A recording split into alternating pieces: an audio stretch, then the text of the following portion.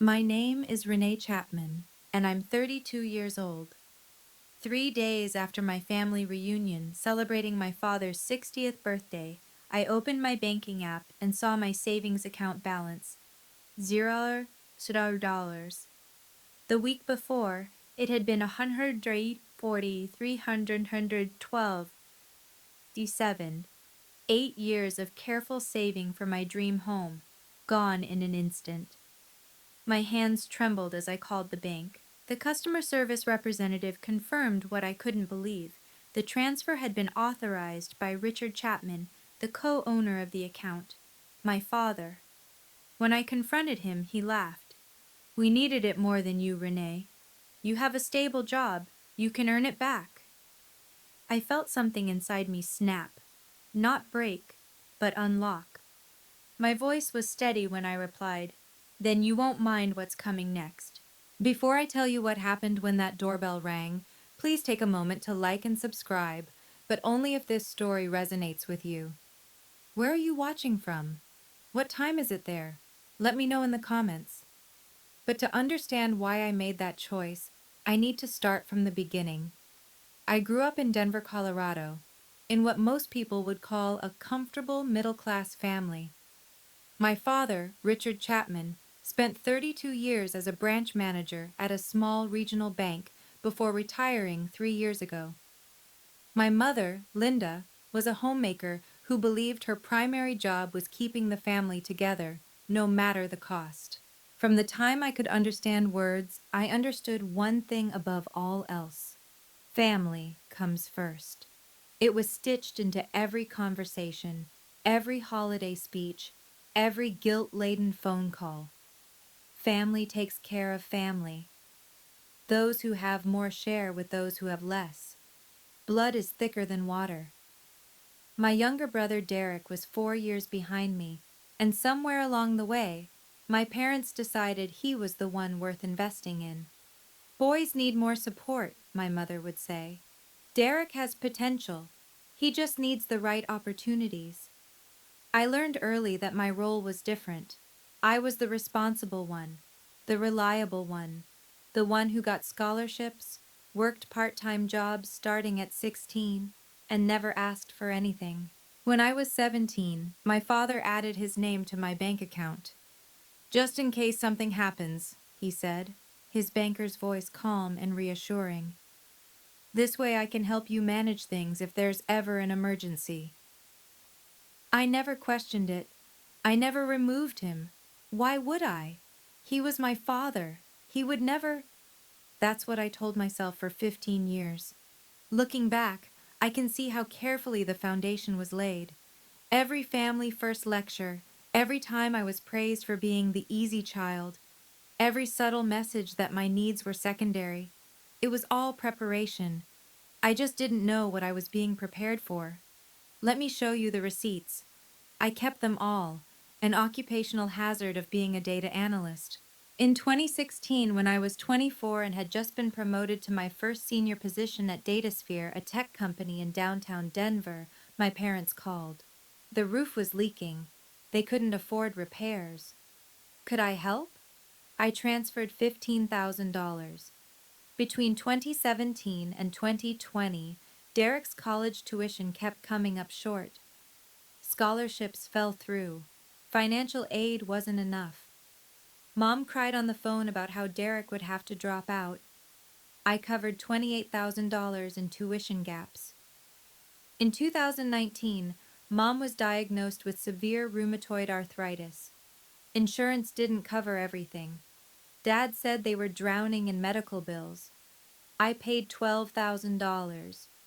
In 2021, Derek had a business opportunity, a real estate investment that was guaranteed to pay off. He just needed startup capital.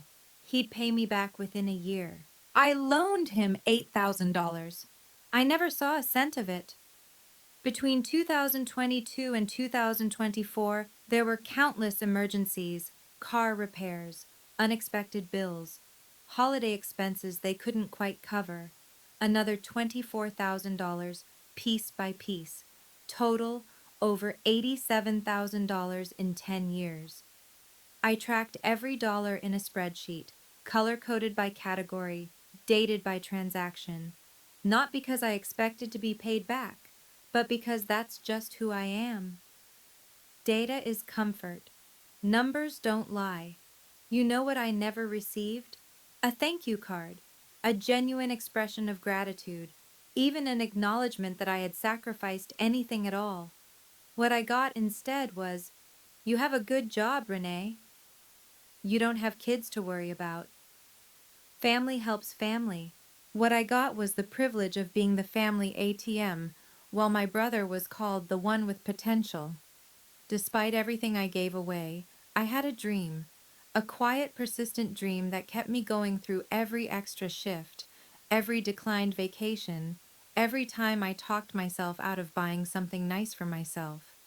I wanted a house, not a mansion, not a showpiece. Just a modest home in the suburbs of Denver with a backyard where I could plant flowers, a living room big enough to host friends, and walls that belonged to me. I started saving seriously when I was 24, right after my first promotion. I set up automatic transfers. I created a separate high-yield savings account. I lived in a modest apartment, drove a 10-year-old Honda, and bought my coffee at home instead of Starbucks. My goal was $150,000, enough for a 20% down payment on a $750,000 house in a decent neighborhood. After 8 years of discipline, sacrifice, and saying no to myself over and over again, I had $140,312.67. I was so close I could taste it. I had already toured 3 houses. The third one was perfect, a craftsman-style home with a wraparound porch, hardwood floors, and a backyard with space for a garden. The asking price was $735,000. I planned to make an offer the week after Dad's birthday party. Here's the thing that haunts me. 2 years before everything fell apart, I almost removed my father from that account.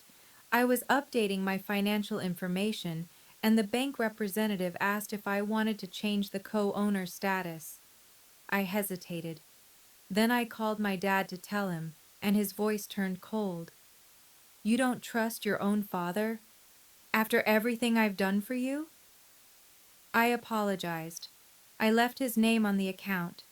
That decision cost me $140,312.67.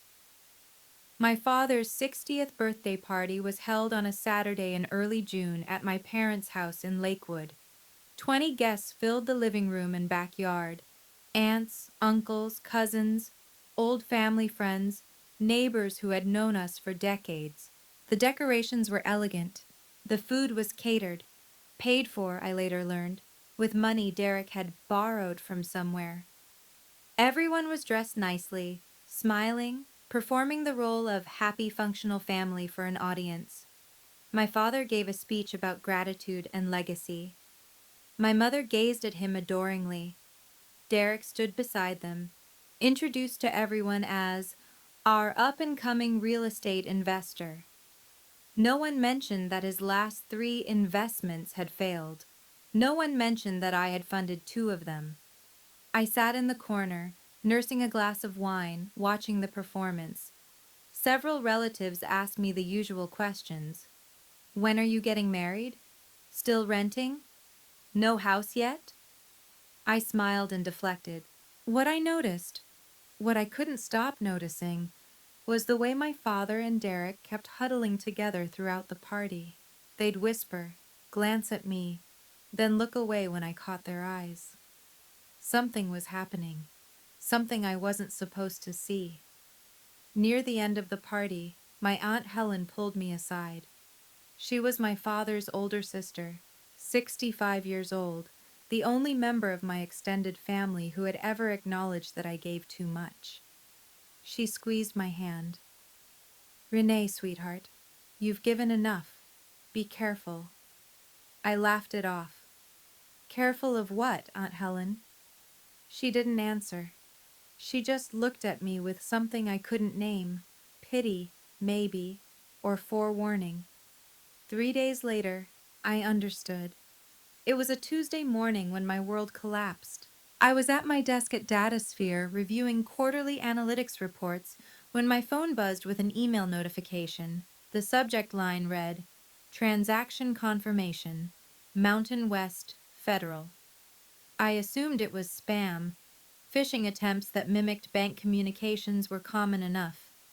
I was about to delete it when something made me pause. The account number in the preview matched mine. I opened my banking app. Savings account. Balance $0. For a full 30 seconds, I couldn't breathe. I stared at the screen, certain there had been some mistake. A glitch, a display error, something. I called Mountain West Federal's customer service line with shaking hands. The representative was polite, professional, utterly unhelpful in the way only financial institutions can be. Ma'am, I can confirm that a transfer of $140,312.67 was processed yesterday from your savings account to an external account. The transaction was authorized by the co-owner of the account, Mr. Richard Chapman. That's my father. Yes, ma'am. As a joint account holder, he has full authorization to... I didn't approve this transfer. I didn't know about it. A pause. Ma'am, our records show the transaction was confirmed via electronic signature. Would you like me to email you the confirmation documentation? Yes, please. I hung up and sat in my cubicle, staring at nothing. 8 years. 8 years of sacrifice, discipline, and dreaming, transferred away in a single click by the man who was supposed to protect me. The email arrived 3 minutes later. I opened the attachment and saw my name on the electronic signature line, except I had never signed anything. My father hadn't just stolen my money, he had forged my identity to do it. I called my father from the parking garage of my office building. I needed privacy for this conversation. I needed to hear his voice when he explained. He answered on the second ring. Renee, I was expecting your call. No guilt, no hesitation, just calm acknowledgement, like we were discussing the weather. Dad, my voice cracked. The money, my savings, all of it. Yes, I transferred it. Why? He sighed, the way he always did when he thought I was being difficult. Derek was in trouble, Renee. His investment property fell through. He owed the bank $120,000. They were going to foreclose. I had to help him. With my money? Family money, he corrected. I put Derek's future first. I used part of it to pay down his debt and the rest as a down payment on a new apartment for him. A fresh start. That was everything I had. 8 years of saving. I was going to buy a house. And you still can, he interrupted. You have a good job. You're smart. You'll earn it back in no time. Derek doesn't have your advantages. He needs support. I heard my mother's voice in the background. Tell her it's for the family. She'll understand. Renee. My father's tone shifted, becoming the authoritative banker voice I'd known all my life. I raised you for 18 years, fed you, clothed you, paid for your education. This is what family does.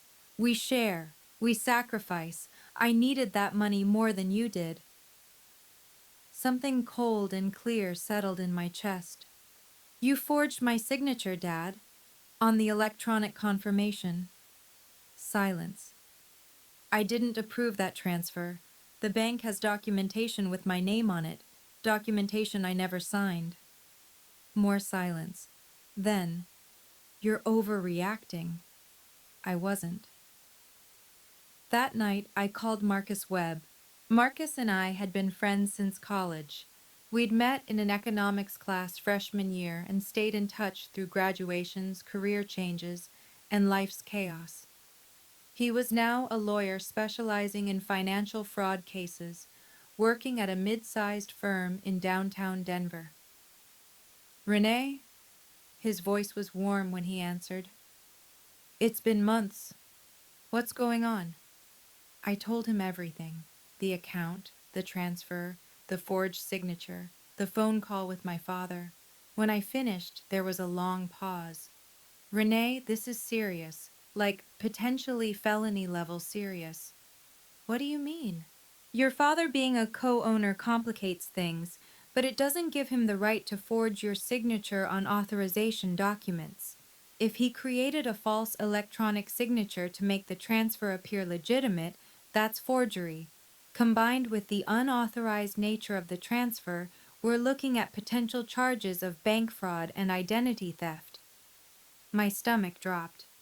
I don't want to send my father to prison. I understand. But you need to know your options. Marcus's voice was gentle but firm. Here's what matters right now. Mountain West Federal has a 72-hour window for disputing suspicious transactions. After that, the transfer gets classified as confirmed in their system, and recovering the funds becomes much harder. I checked the time on my phone. The transfer had been processed Tuesday morning. It was now Tuesday night. I have less than 48 hours. Yes, and Renee, he paused. You mentioned an email with your electronic signature. Do you still have it? Yes. Forward it to me. And if you know anyone who does digital forensics, have them look at the metadata. If that signature was created from a different device than yours, that's evidence of forgery. I knew someone. Carla Diaz was a senior digital forensics specialist at Datasphere. We'd worked together on data integrity projects for 2 years, and I trusted her expertise completely. Wednesday morning, I caught her before our department meeting. Carla, I need a favor, a personal one. She looked at my face. I hadn't slept, and I knew it showed, and immediately nodded. What do you need? I forwarded her the bank's confirmation email with the electronic signature. Can you analyze the metadata? Tell me where this signature originated? It took her less than an hour. Renee, Carla's voice was careful when she called me into her office. This signature wasn't generated from any of your devices. The metadata shows it was created on a machine with a completely different IP address, residential, Denver area, but definitely not your home or phone. Can you tell whose machine? She pulled up her analysis on the screen. The IP traces back to a residential address in Lakewood. My parents' house. There's more, Carla continued. The timestamp on the signature is 3:47 a.m. Monday morning. Were you awake at 3:47 a.m. on Monday? No. Then someone accessed your banking portal and created the signature while you were asleep. Renee. She turned to face me directly. This is identity theft. Textbook identity theft. Whoever did this forged your digital identity to authorize a transaction you never approved. I sat in her office, holding the printed forensic report, feeling the weight of it in my hands. This wasn't just betrayal anymore. This was criminal. I'm going to need this documented officially, I said. Can you write up a formal report? Carla nodded. I'll have it to you by end of day. And Renee? I'm sorry. I'm so sorry this is happening to you. I had 40 hours left. That Wednesday night, I sat alone in my apartment, surrounded by evidence of my own exploitation. On my laptop screen, the spreadsheet documenting $87,000 I'd given my family over 10 years. On my coffee table, Carla's forensic report proving the signature forgery. On my phone, 17 missed calls from my mother. I called her back. Renee, thank God. Mom's voice was breathless, pleading. Your father told me you're upset. Sweetheart, you need to understand. Mom, I need Dad to return the money within 24 hours. Silence. All of it. 140, 367. Back in my account by tomorrow night. If not, I'm filing a police report for identity theft and bank fraud. Renee! My mother's voice cracked into a sob. You can't do that to your own father. We raised you. We sacrificed everything for you. How can you be so ungrateful? He forged my signature, Mom. He stole my identity. This isn't a family disagreement. This is a crime. It's not stealing if it's family. That money, you were going to waste it on a house when your brother needed it more.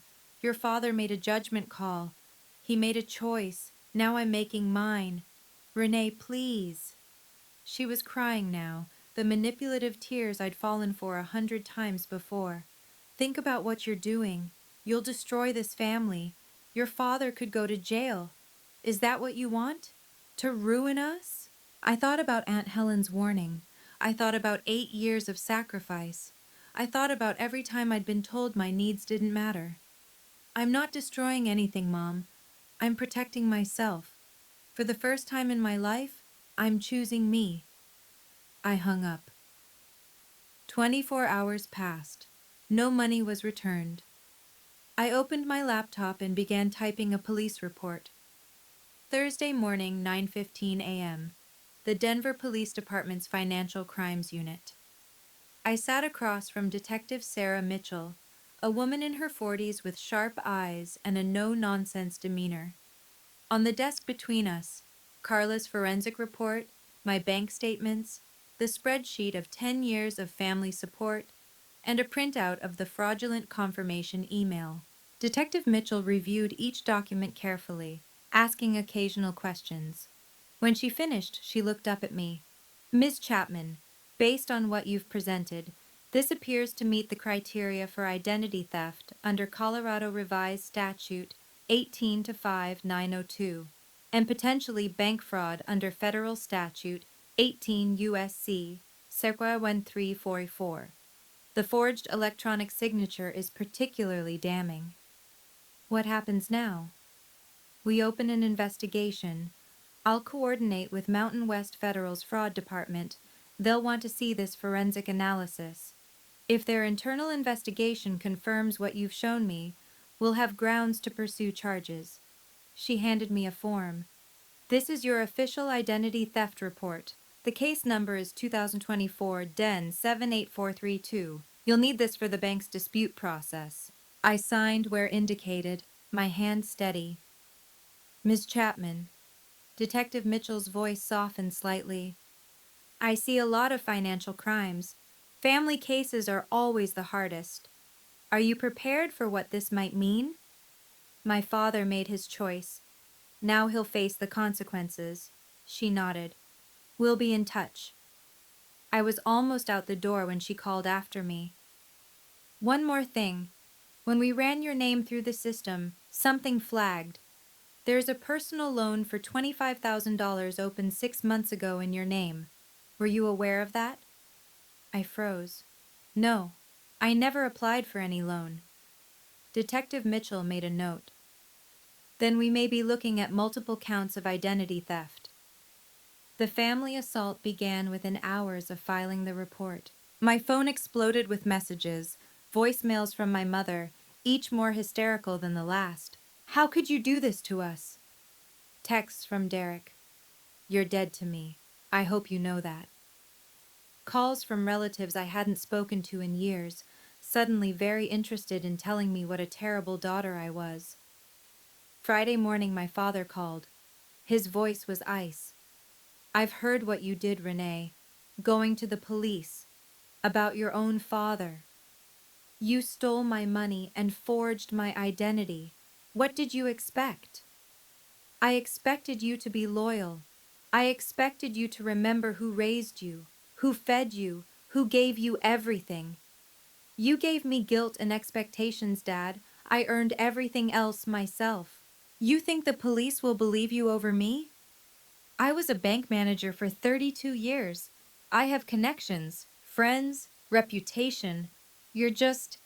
I'm just the daughter with forensic proof that you committed identity theft from your own IP address at 3:47 a.m. Silence. I'm giving you one last chance, he finally said. Drop this. Tell the police you made a mistake. We can still fix this as a family. The only thing that needed fixing was my boundaries. Consider them fixed. I hung up. An hour later, my cousin Rachel texted me. Heard about what you did to Uncle Richard. That's cold, Renee. He's family. Then Aunt Patricia. Your mother is devastated. I hope you're happy. Then Uncle Thomas from California. What's this I hear about police? Call me. Only one message stood out, from Aunt Helen. I support you. Stay strong. I saved that one. On Saturday, exactly 1 week after my father's birthday party, I saw the Facebook post. Derek had created an event page. The header image showed a gleaming apartment with floor-to-ceiling windows and a view of downtown Denver. The caption read, "Housewarming party. Come celebrate my new place in Highlands. Saturday, June 15th, 6:00 p.m. Can't wait to show you all what hard work and smart investing can achieve." Hard work, smart investing. My stomach churned as I scrolled through the guest list. 45 people had RSVP'd. Derek's co-workers, college friends, family members, neighbors. My parents were listed as co-hosts. The apartment address was visible, a trendy complex in the Highlands neighborhood, one of Denver's most desirable areas. I looked up the listing. 2 bedrooms, modern finishes, open floor plan, estimated value $400,000. The down payment alone would have been at least $80,000. I did the math. My father had transferred $140,312.67 from my account. He said he used part of it to pay down Derek's debt and the rest as a down payment on this apartment. My brother was hosting a party to celebrate his new home, a home purchased with my stolen money, while I sat in my rented apartment wondering if I'd ever achieve my own dream. The irony was suffocating. I noticed I hadn't been invited. Of course I hadn't, but someone else had noticed. Aunt Helen commented on the post. "Lovely apartment, Derek. Where did you find the money for such a nice down payment?" Derek's reply was carefully vague. "Family helped out. You know how it is." Yes, I knew exactly how it was. The party was in 8 days. I made a phone call. 5 days after I filed the police report, I received a call from Mountain West Federal's Fraud Investigation Department. "Ms. Chapman, this is Daniel Torres from our fraud resolution team. I'm calling regarding case number FRD 2024-067891. I sat up straight at my desk, heart pounding. "Yes? We've completed our preliminary investigation into the disputed transaction on your account. I want to inform you of our findings." "Go ahead." "Our internal analysis, combined with the forensic report provided by the Denver Police Department, confirms that the electronic signature authorizing the June 4th transfer was not generated from any device registered to your banking profile. The IP address and device fingerprint match a residential location in Lakewood, Colorado, which our records show is the address of the secondary account holder, Richard Chapman." I exhaled. "So you're confirming it was fraudulent?" "We're confirming that the transaction authorization was created without your knowledge or consent using forged credentials. Under our terms of service and federal banking regulations, this constitutes an unauthorized transaction." "What happens now?" "What? We've frozen the relevant accounts pending criminal investigation. We've also forwarded our findings to the Denver Police Department. Ms. Chapman," his tone shifted, becoming more personal, "I've been in fraud investigation for 12 years. Family cases are rare, but they're always the most painful. I'm sorry you're going through this." "Thank you. What about my money?" "Once the criminal investigation reaches a certain threshold, which given the evidence should be soon, we'll begin the process of reversing the fraudulent transaction. You should expect full restitution of $140, 312.67 within 30 to 60 days. I thanked him and hung up, then immediately called Detective Mitchell. "The bank confirmed the fraud. What's next?" "Next," she said, "we execute an arrest warrant. Do you have a preference on timing?" I did. I thought about Detective Mitchell's question for a long time. The practical choice was clear. Have my father arrested quietly, at home, with minimal witnesses. It would be less dramatic, less painful, less public. The family could manage the narrative. The neighbors might never know. But I kept thinking about that Facebook post. Can't wait to show you all what hard work and smart investing can achieve. I thought about 45 people gathering to celebrate my brother's success. Success built on my stolen savings, my forged identity, my shattered dreams. I thought about my parents standing beside him, proud, smiling, performing happy family while I sat alone in my apartment. They wanted an audience for the lie. Maybe they deserved an audience for the truth. Wednesday night, Aunt Helen called. "Renee, honey, I heard about the investigation. How are you holding up?" "I'm okay, Aunt Helen. I'm just deciding something. The housewarming party is Saturday. Your Uncle Thomas is flying in from California. The whole extended family will be there." Something clicked into place. Everyone will be there to see Derek's big moment. Yes, Richard's been calling everyone, making sure they come. He wants a big show of support. She paused. He's telling everyone you've had a mental breakdown and are making false accusations. He's trying to control the narrative before you can speak. My jaw tightened. Is that so? I thought you should know. Whatever you decide to do, I support you. I thanked her and hung up. Then I called Detective Mitchell. "Detective, you asked about timing for the arrest warrant. I have a suggestion." "I'm listening." "Saturday, June 15th, 7 o'clock p.m., 2847 Highland Boulevard, apartment 4C. There will be approximately 45 witnesses." A pause. "That's unconventional." "So is stealing from your daughter." "Fair point. I'll make it happen." "Okay, I need to pause here for a second. If you were in my position, what would you do?" Option A. Have the police arrest my father quietly at home, avoid the drama, keep things private. Or option B. Let everything unfold at the housewarming party, in front of 45 witnesses celebrating my brother's success. Drop your answer in the comments, A or B. And if you're still with me, hit that like button so I know you're here. Now, let me tell you what happened next. Saturday, June 15th, 2024. 6:00 p.m. Derek's apartment in the Highlands was everything the Facebook photos promised. Soaring ceilings, designer furniture, a wall of windows showcasing the Denver skyline. Catering trays covered the kitchen island. A playlist of upbeat music pulsed through wireless speakers. Congratulations. Balloons floated in clusters near the entrance. 45 guests filled the space, mingling with champagne glasses in hand. Derek's coworkers admired the view. Extended family members exclaimed over the finishes. Friends congratulated him on finally making it. My father stood in the center of the living room holding court. "I've always believed in investing in family," he announced to a cluster of relatives. "When Derek came to me with this opportunity, I knew it was the right move.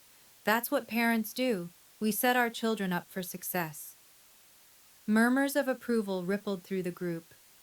My mother circulated with a tray of appetizers, beaming. "Isn't this place wonderful? Derek has worked so hard. We're so proud." Derek himself was near the window, accepting praise from two former college roommates. "Yeah, man, it took some strategic planning, but I finally got my feet under me. Real estate is all about timing, you know." Uncle Thomas, newly arrived from California, clapped Derek on the shoulder. "Your dad says you're quite the investor. Impressive, son. Real impressive." Nobody mentioned me. Nobody wondered where I was. Nobody questioned where an unemployed investor with a failed track record suddenly found the resources for a $400,000 apartment in one of Denver's most expensive neighborhoods. Or almost nobody. I spotted Aunt Helen near the kitchen, watching my father's performance with an expression I recognized, the same skepticism she'd shown at the birthday party 3 weeks ago. She checked her watch. 6:47 p.m. 13 minutes. At 6:52 p.m., Aunt Helen made her move. She intercepted Derek as he headed back from the bathroom, cornering him near the hallway where the acoustics carried every word to at least a dozen nearby guests. "Derek, sweetheart." Her voice was pleasant but carried. "This apartment is stunning. What did it cost, if you don't mind me asking?" Derek's smile flickered. "Oh, around 400,000.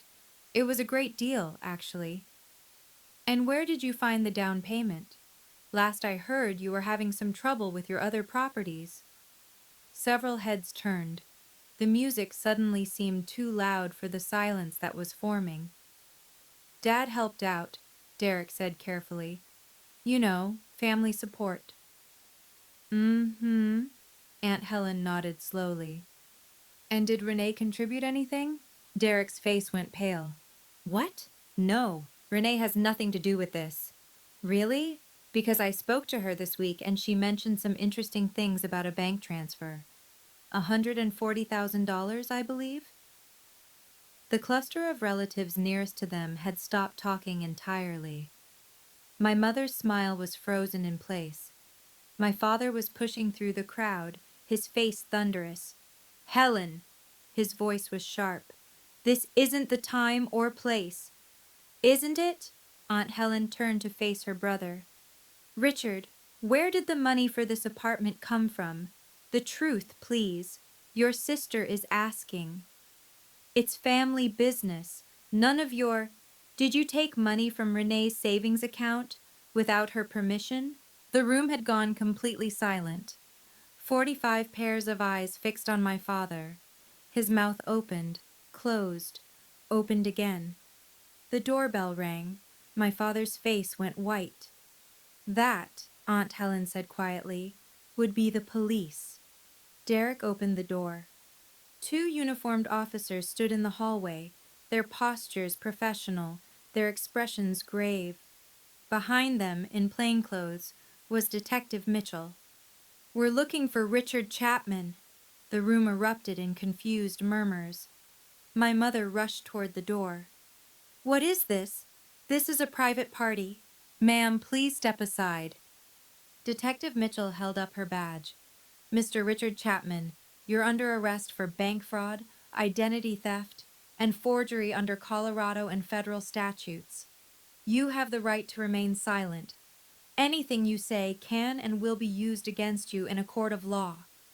"This is ridiculous." My father's voice cracked. "This is my family. My daughter is mentally unstable. She's making up stories." "Sir, we have forensic evidence confirming that an electronic signature was forged from your home computer at 3:47 a.m. on June 3rd, authorizing a transfer of $140,312 from your daughter's account. We also have evidence of a $25,000 loan opened fraudulently in her name 6 months ago." The Miranda rights continued as one officer guided my father's hands behind his back. The click of handcuffs was impossibly loud in the silent room. My mother collapsed against the wall, sobbing, "Richard! Richard!" Derek stood frozen, his mouth hanging open, champagne glass still clutched in his hand. Uncle Thomas stepped back from him like he'd discovered something contagious. "What the hell is going on here?" The guests parted as the officers led my father toward the door. His head was bowed, his banker's composure finally completely shattered. As he passed Aunt Helen, she spoke quietly. "You should have returned the money, Richard.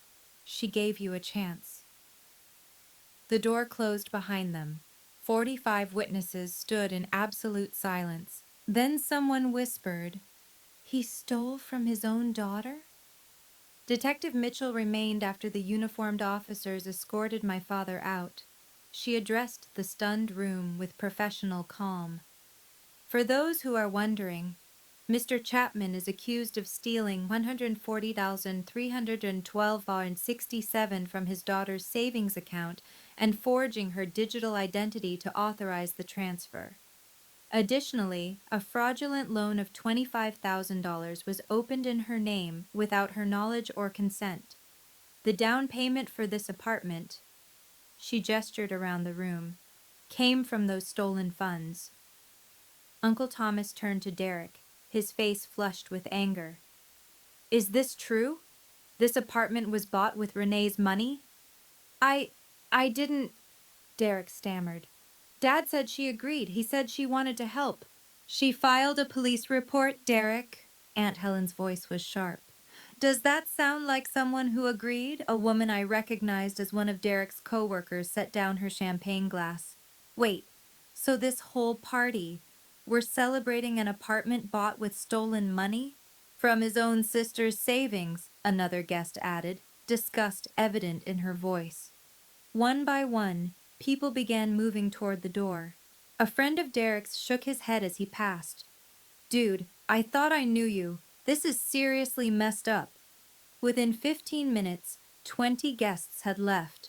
Those who remained clustered in small groups, whispering, casting looks at Derek and my mother, like they were viewing a car accident. My mother sat on Derek's expensive new couch, mascara streaking down her face. This can't be happening. This isn't happening. Uncle Thomas approached her, his voice cold. Linda, did you know about this? She didn't answer. That was answer enough. I flew in from California for this. He grabbed his coat. I'm done with Richard, and I'm done pretending this family isn't rotten. I arrived at 7:45 p.m., after the police had left. The apartment door was still open. No one had thought to close it. I walked through into a scene of devastation. Half-empty champagne glasses abandoned on tables, catering trays untouched, congratulations balloons drifting aimlessly. Perhaps 15 people remained. They turned to stare as I entered. My mother launched herself off the couch. You did this! You destroyed everything! I held up one hand, and something in my expression stopped her mid-stride. I didn't destroy anything, Mom. I reported a crime. There's a difference. I set a folder on the kitchen island, the same folder I'd been carrying for 2 weeks. Inside, the spreadsheet documenting $87,000 in support over 10 years, Carla's forensic report, a copy of the police report, bank statements showing the fraudulent transfer. Uncle Thomas, I turned to face him. I know you traveled from California for this. I'm sorry your trip was ruined, but I thought you deserved to know the truth. He took the folder, scanning the documents inside. His face shifted from shock to disgust to something like grief. Renee, his voice was hoarse. I had no idea. None of us did. That's what they counted on. Derek finally found his voice. Renee, you have to understand. Dad said you were okay with it. He said you wanted to help me. I never agreed to anything, Derek. I was asleep when Dad forged my signature at 3:47 in the morning. I found out about the transfer 3 days later, when my account showed $0. I met his eyes. You knew where that money came from. You knew, and you threw a party anyway. He had nothing to say to that. None of them did. The remaining guests dispersed over the next hour. Derek's co-worker, Marcus, a different Marcus than my lawyer friend, paused at the door. Derek, I've known you for 3 years. I vouched for you at work. I told people you were a good guy. He shook his head. Don't call me anymore. 2 of Derek's college friends left without saying goodbye. One muttered, "Unbelievable," as he passed. A neighbor from my parents' street, Mrs. Patterson, approached my mother on her way out. Linda, I've known your family for 20 years. I never would have believed. She trailed off, unable to finish, and hurried away.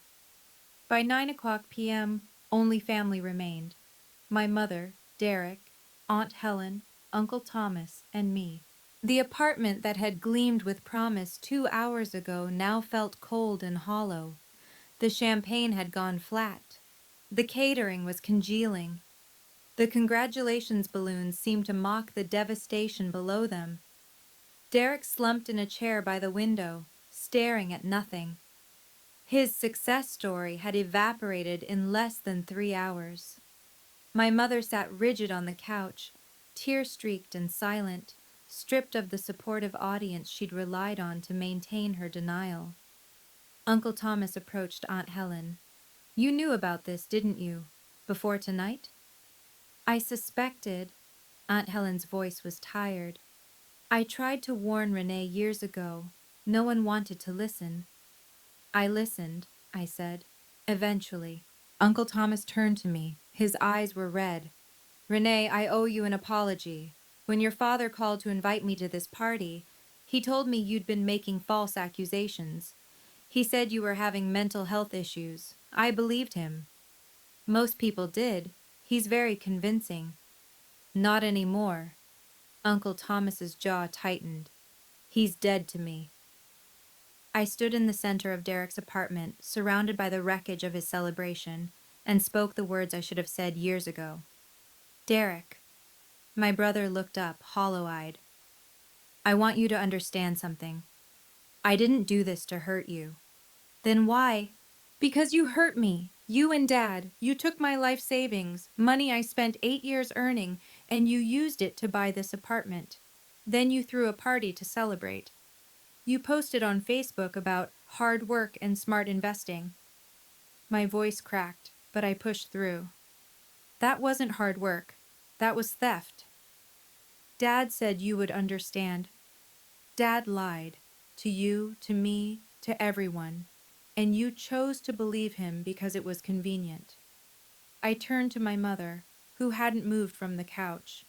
"Mom, I'm not going to apologize for what happened tonight. Dad broke the law. He forged my identity. He stole my future. Those are facts, not accusations. He's your father. He's a criminal who happens to be my father. Those two things can both be true." I picked up my folder from the counter. "I'm leaving now.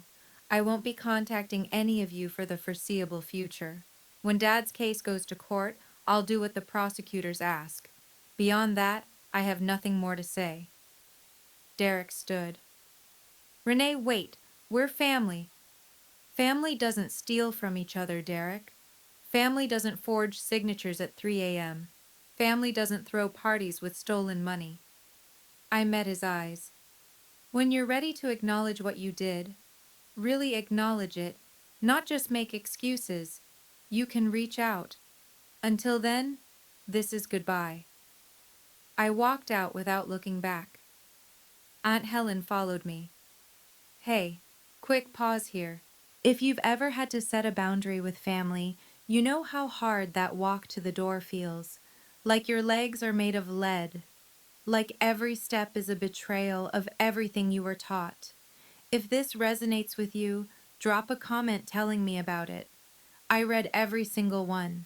And if you want to hear what happened next, with the legal case, with my family, with my dream house, keep watching. We're almost at the end." 3 weeks after the housewarming party, my father's case went before the district attorney. Marcus kept me informed throughout the process. They're charging him with 3 counts: bank fraud under 18 U.S.C. SAFR 1344, identity theft under 18 U.S.C. SARTR 1N28, and forgery under Colorado state law. The federal charges alone could mean up to 30 years. My stomach dropped. 30 years? That's the maximum. Given his age, clean record, and the family context, the DA is offering a plea deal: 18 months probation, 200 hours of community service, and full restitution of the stolen funds. And the $25,000 loan? Separate investigation, but the bank has already flagged it as fraudulent. It'll be removed from your credit report within 60 days. In late July, my father accepted the plea deal. I wasn't present for the hearing. I'd been advised that my attendance might complicate matters, but Marcus sent me a text afterward. "It's done. He pled guilty. Restitution order signed. 1 week later, 100 T40 312.67 appeared in my new bank account. The account was in my name only. No co-owners, no exceptions. The money felt different now. Heavier. I'd earned it twice. Once through years of work, and again through the hardest fight of my life. But the numbers were real. The balance was restored. The fraud had been documented, prosecuted, and resolved through proper legal channels. I called Mountain West Federal to close my old account permanently. "Are you sure, Ms. Chapman?" the representative asked. "This account has been open since you were 17. "I'm sure. That account was never really mine." "I understand. Is there anything else we can help you with today?" I thought about it. "Yes, I'd like information about your mortgage pre-approval process." The social consequences fell like dominoes. Derek was forced to sell the Highlands apartment within 2 months. The market had softened, buyers were scarce, and the circumstances of his investment success had become local gossip. He sold at a loss of $35,000, money he didn't have, debt he couldn't escape. His real estate career, such as it was, collapsed entirely. Word spread among Denver's small investor community. "That's the guy who used his sister's stolen savings." Doors closed. Phone calls went unreturned. My mother retreated into isolation. Her church friends, her book club, her neighborhood coffee group, all of them had seen the news, heard the whispers, put together the pieces. She stopped attending Sunday services, stopped hosting, stopped answering the door. Uncle Thomas kept his word. He cut off all contact with my father, unfriending him on every platform, declining every call. When my mother tried to reach out, he sent a single text. "You knew, Linda. You knew and you did nothing. I have nothing to say to you." The extended family fractured along predictable lines. 12 relatives, aunts, uncles, cousins, formally distanced themselves from my parents. A few sent me private messages of support. Others simply went silent. Aunt Helen told me about a confrontation at a family funeral 2 months later. "Your father tried to attend. Your Uncle Thomas blocked him at the door, told him he wasn't welcome." It was the first time I've ever seen Richard cry. I felt nothing when she told me this. No satisfaction, no vindication, just a hollow acknowledgement that actions have consequences, and some consequences can't be walked back. "Does it feel like enough?" Aunt Helen asked. "It feels like reality," I said. "That's all I ever wanted." In the weeks after the arrest, something unexpected happened. I started receiving messages from strangers. Carla had shared my story, anonymized, of course, in an online support group for identity theft victims. The response was overwhelming. This happened to me too. My mother opened 6 credit cards in my name. Reading your story gave me the courage to report it. I've been paying off my brother's loans for 12 years. I thought I was the only one stupid enough to fall for it. Thank you for showing me I'm not alone. My dad told me family doesn't keep score when he asked me to co-sign his mortgage. Now I'm in $80,000 of debt and he won't return my calls. How did you find the strength to fight back? I responded to every message. Some people needed resources, lawyer referrals, fraud reporting procedures, credit repair steps. Others just needed to know that someone understood. At Datasphere, word had spread among my colleagues. People I'd barely spoken to stopped by my desk with words of encouragement. My manager, Janet, called me into her office one afternoon. "Renee, I heard about what happened with your family. I want you to know, what you did took incredible courage. Most people would have just let it go, kept the peace. You didn't." "I couldn't," I said. "Not this time." "Well, I admire you for it. And if you ever need time off, For court appearances, for therapy, for anything, it's yours. No questions asked. Aunt Helen became my weekly dinner companion. Every Sunday, she'd come over with a bottle of wine and a listening ear. You know, she told me once, your grandmother did something similar to me 40 years ago. I never had the courage to fight back. I'm proud of you for having what I didn't. In September, 2 months after my father's sentencing, a handwritten letter arrived at my apartment. The return address was my parents' house. The handwriting was my mother's. I opened it at my kitchen table, already bracing for what I'd find. Dear Renee, your father and I have had time to think about everything that happened. I want you to know that I'm sorry if you felt hurt by our actions. Families should support each other. And I understand now that things didn't go the way you expected. Your father only wanted to help Derek. He's always been a good provider, and his instincts have always been to put family first. Sometimes that means making hard choices that not everyone understands. I'm asking you, as your mother, to consider forgiveness. Holding on to anger only hurts you. The Bible says we must forgive 70 times 7, and I believe that applies to family most of all. Please come home. We can work through this together. We're still your parents, and we still love you. Mom. I read the letter 3 times. I noticed what was missing. Any acknowledgement that what they did was wrong. Any acceptance of responsibility. Any recognition that helping Derek had meant stealing my life savings and forging my identity. I'm sorry if you felt hurt isn't an apology. It's a deflection. I wrote back the next day. Mom, thank you for reaching out. However, I can't return to a relationship where my boundaries are not respected and my harm is not acknowledged. Dad didn't just make hard choices. He committed crimes, crimes he pled guilty to in a court of law. When you're ready to acknowledge that clearly, without deflection, I'm willing to talk. Until then, please respect my need for space. Renee. I didn't hear back. In October, Derek reached out. His email was shorter than my mother's letter, and at first glance, seemed more genuine. Renee, I know I screwed up. I want to make things right. Can we meet for coffee? Please. Just hear me out. Against my better judgment, I agreed. I chose a busy coffee shop downtown, public, neutral, with plenty of witnesses in case things went sideways. Derek looked diminished when he arrived. The confident real estate investor persona was gone, replaced by something smaller, grayer. He'd lost weight.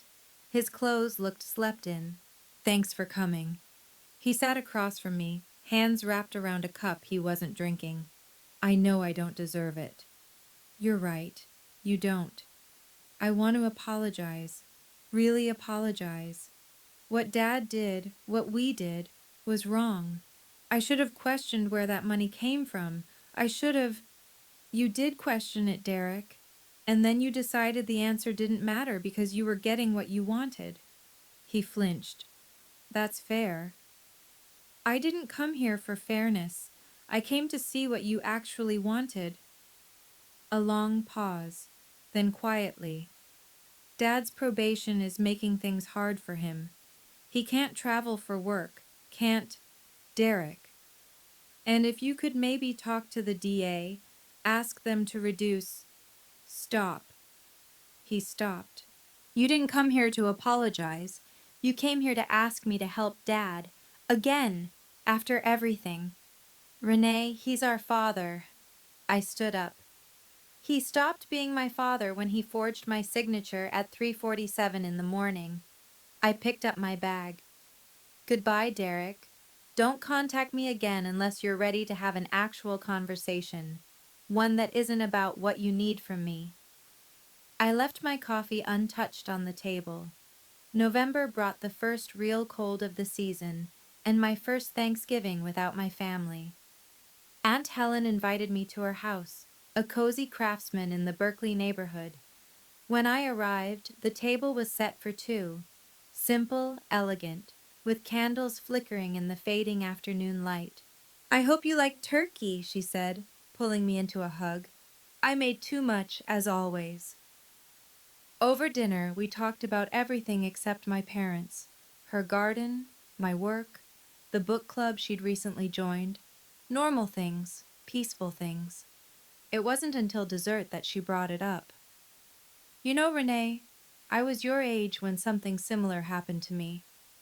I looked up from my pie. "You mentioned that once. With your mother?" Aunt Helen nodded slowly.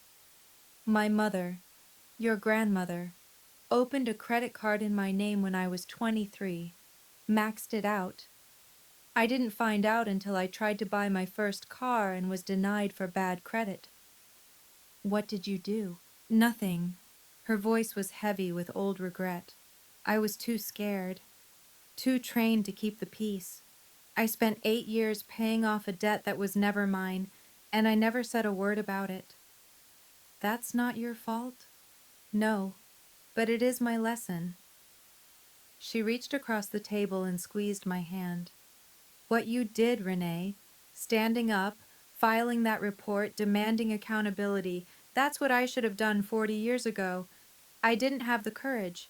You do." I felt tears threatening. "Sometimes I wonder if I did the right thing." "You did."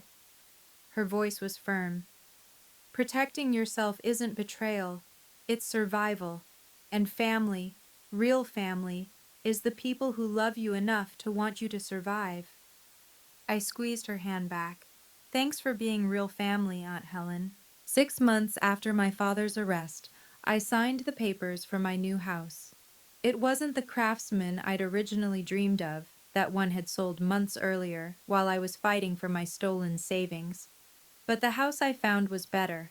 A charming split level in Littleton with a wraparound porch, a renovated kitchen, and a backyard big enough for the garden I'd always wanted. Purchase price $735,000. Down payment $147,000. My recovered savings plus 6 months of additional contributions. The closing was held on a Thursday afternoon in December. I sat at a conference table surrounded by lawyers, real estate agents, and mortgage officers, signing document after document, watching the stack of papers grow. When it was done, when the final signature was placed and the keys were handed over, I sat in my car outside the title company and cried. Not from sadness, from release. 8 years of saving, a devastating betrayal, a legal battle, a family shattered, and at the end of it all, a house. My house. In my name only. I drove to the property that evening.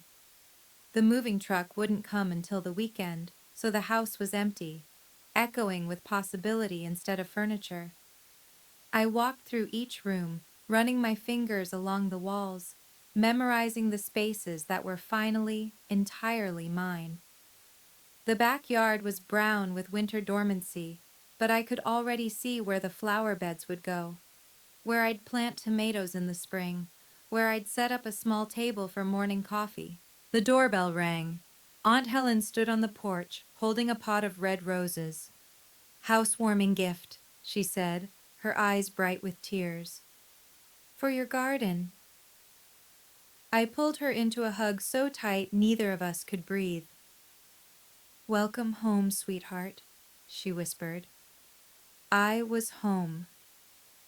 I'm writing this from the porch of my new house, 6 months after moving in. The garden is thriving. Aunt Helen's roses bloomed in May, deep red against the green of the lawn. The tomatoes I planted are producing more than I can eat, so I've started bringing extras to my neighbors. I've made peace with the shape of my family now. It's smaller than it used to be, but it's honest. My father completed his community service. He's still on probation. From what Aunt Helen tells me, he's aged dramatically since the arrest. My mother has stopped reaching out. Derek sent one more email, which I deleted without reading. I'm not angry at them anymore. Anger requires energy, and I've chosen to spend my energy on things that matter: my work, my home, my relationships with people who value me. But I'm also not waiting for them to change. I used to believe that loving family meant sacrificing everything: my savings, my dreams, my boundaries. I thought saying no was the same as saying, I don't love you. I was wrong. Real love doesn't require self-destruction. Real family doesn't exploit your loyalty. And setting boundaries isn't betrayal. It's the foundation of every healthy relationship. I don't know if my parents will ever understand that. I don't know if Derek will ever grow into the kind of person who can take responsibility for his choices. But I know this: I'm not responsible for their understanding. I'm only responsible for my own integrity, my own healing, my own life. And for the first time in 32 years, that life belongs entirely to me. I close my journal and look out at the sunset turning my garden gold. I chose myself. Finally. It was the hardest thing I ever did. It was worth it. Hey, before we wrap up, I want to step back and share some perspective on what we just witnessed.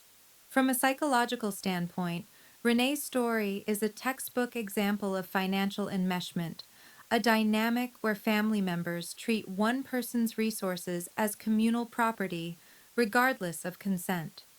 The phrases "family helps family" and "you have a stable job" weren't expressions of love. They were tools of control. Here's what Renee taught us: setting boundaries isn't selfish, it's necessary. You're not obligated to destroy your future to maintain someone else's comfort. Forgiveness doesn't require reconciliation. And sometimes, choosing yourself means letting go of people who only valued what you could give them. If you're watching this and something resonated, if you've been the family ATM, the reliable one, the one who always gives, please know you deserve better. Your loyalty is precious. Don't spend it on people who treat it as obligation. Thank you for staying until the end of Renee's story. If this video made you feel seen or gave you permission to set a boundary you've been avoiding, drop a comment and tell me about it. I read every single one. Don't forget to subscribe and hit that notification bell for more stories like this. And if you're hungry for more, check out the video linked in the description. I think you'll love it. Until next time, protect your peace.